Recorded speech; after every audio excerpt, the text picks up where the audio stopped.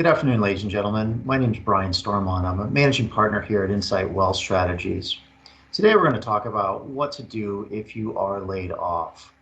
As you might have seen in headlines, certainly in the last couple of weeks and months, there's a larger number of companies that are initiating downsizing. And so this is a topic that's been coming up a bit more with clients recently, and we thought it might be a good opportunity to share with folks some financial planning concepts you're going to want to think about in the event that a layoff does come your way. Again, Brian Stormont is my name. I'm one of the managing partners here in our San Ramon, California office. The fact of the matter is that layoffs are not uncommon. 40% of Americans have been laid off or terminated at some point along their way in their career. I'm one of the 40%. During the financial crisis, I was laid off from my company. Nearly half of all Americans have some level of anxiety about layoffs. And with all the upheaval in the last couple of years, nearly 30% of Americans actually experienced a layoff in the last 2 years alone. So today we want to talk about what do you do if you actually get that notification. First thing we think you should do is request a laid off letter from HR. So this is a document that essentially explains the circumstances of your separation from service. Most importantly, that it wasn't for cause, that it was something related to an organizational downsizing. In addition to that important information, oftentimes a laid-off letter can include contributions you might have made to your team or your division. There also might be language about recommendations from a manager maybe perhaps you reported to. So this could be a really important document that you might be able to use as you look to get back out there and find that next job opportunity. Past that, many organizations, but certainly not all, many organizations do offer a severance package.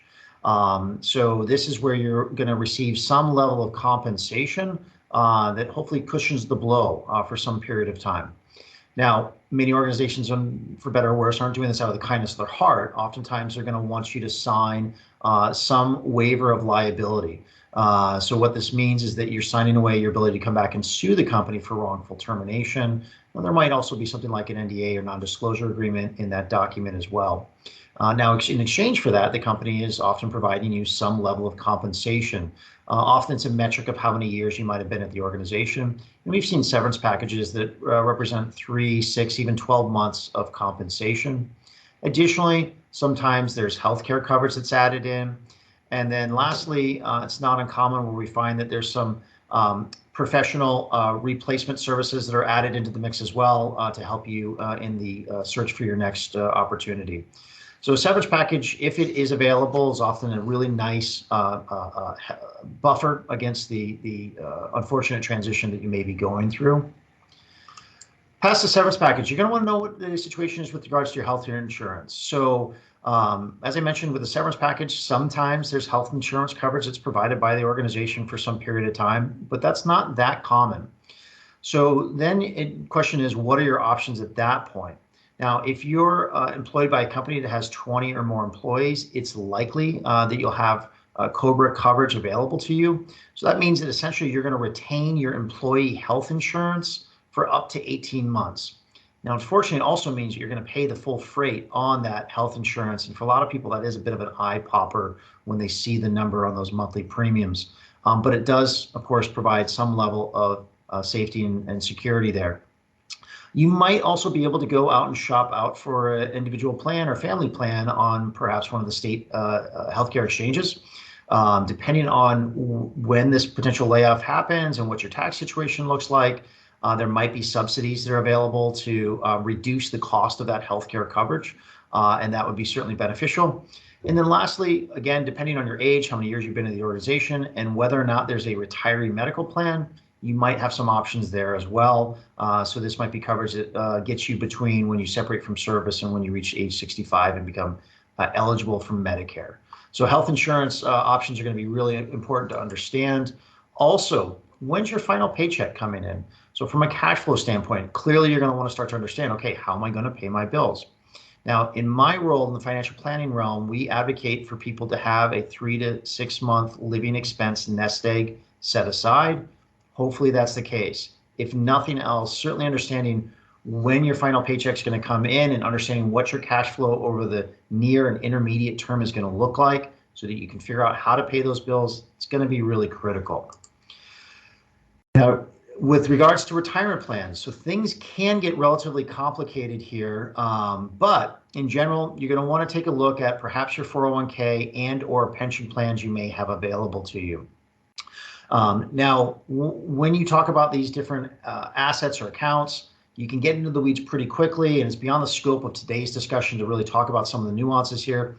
But I will point out just a couple of really important points.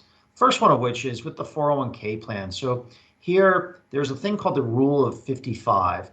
What that means is if you've separated from your employer and you're age 55 or older, you might be able to avoid or sidestep the 10% withdrawal penalty for withdrawals that are happening before age 59 and a half.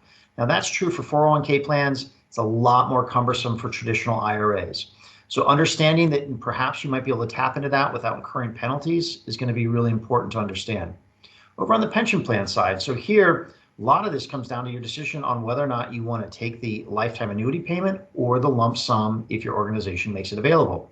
To the degree that you want to take the lump sum, you're going to want to take a look at what interest rates are doing at the time. If interest rates are going up, it might mean your pension lump sum is declining. So you want to be aware of that. Alternatively, if you know that you're going to take the lifetime payment, you're going to want to understand what the benefits may be for perhaps taking your benefit now or delaying it as you maybe go into certain age brackets that increase your pension lifetime annuity payment quite a bit. So understanding how that all works is going to be critical. This is where you might want to leverage the services of a professional like myself who understands how these retirement plan options work. Past that, registering for unemployment. So here you generally, if you've separated from service in good standing, you paid into a system that you can now look to benefit from. Now, it will vary from one state to the next a little bit, but in general, you're going to be looking at about 26 weeks of coverage. And clearly that's going to help from a cash flow standpoint. So as quickly as you can, you're going to want to go ahead and sign up for that benefit to get those benefits paying out as fast as possible for cash flow purposes. So clearly that's going to be an important thing to want to add into the mix as well. Next, as you begin to get that sorted out, you're going to want to start to look ahead, and updating your resume is going to be really an important part as well as you start to look out into what your next opportunity may be. Some of the industries that we understand are going to be expanding over the next 5 to 10 years are things like the traditional energy industry, as well as the green energy industry. Also, the insurance industry and the healthcare industry. So these are industries that are expanding. So for instance, with the healthcare industry, you may not be a doctor, you might not be a nurse, but that doesn't mean that perhaps if you have computer capabilities or operational capabilities, that those services aren't going to be needed as well as those. Obviously, industries expand and that support is needed there. So thinking about the skill set that you have and where that can apply to your next opportunity is going to be really quite critical as well. Now, let's say you're not staring down a possible looming layoff, or you've gotten that notice yet, but you're just worried. You're wondering what are some things that you can do. Well, as I alluded to just a little bit ago, the first thing in my realm, in the financial planning realm, that we like to see is that people have 3 to 6 months of living expenses set aside. That's a really critical sort of safety net that you can have in the event that something like this were to occur. And of course, when we talk about living expenses, we're talking about things like rent or mortgage payment, food, energy, utility bills, things of that nature. So just understanding what each month of that looks like, and then again, 3 to 6 months, really good idea. Also, to the degree that you own a home and you've got some equity in the home, you might think about going out and establishing a line of credit today. Not that you necessarily need to tap into that line of credit, but that you have it. One of the things that we can say is getting a line of credit established when you have a steady paycheck coming in is significantly easier than when you don't have a steady paycheck coming in. So having that line of credit established now will potentially help you from a cash flow management standpoint if something were to occur.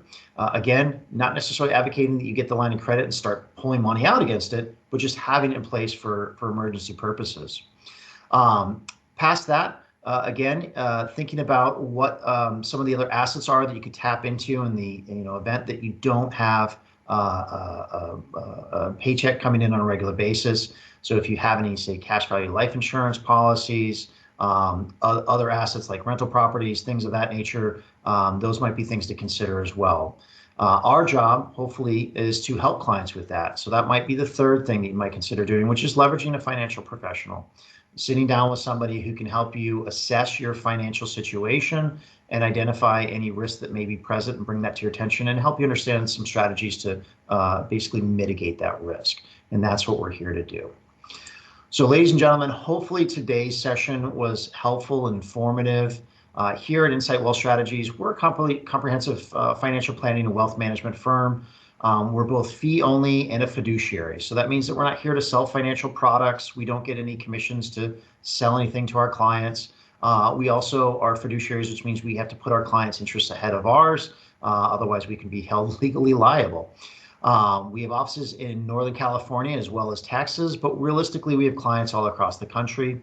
And, we're happy to just simply have a chat with somebody. So perhaps it's not the right time to engage our services, but if you are going through a situation like a downsizing and you're worried about getting laid off and you want to talk to a financial professional, we're always happy to have a phone call and see where we might be able to help out.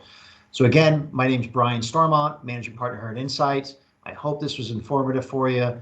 Really appreciate your time and wish you well. Thanks so much.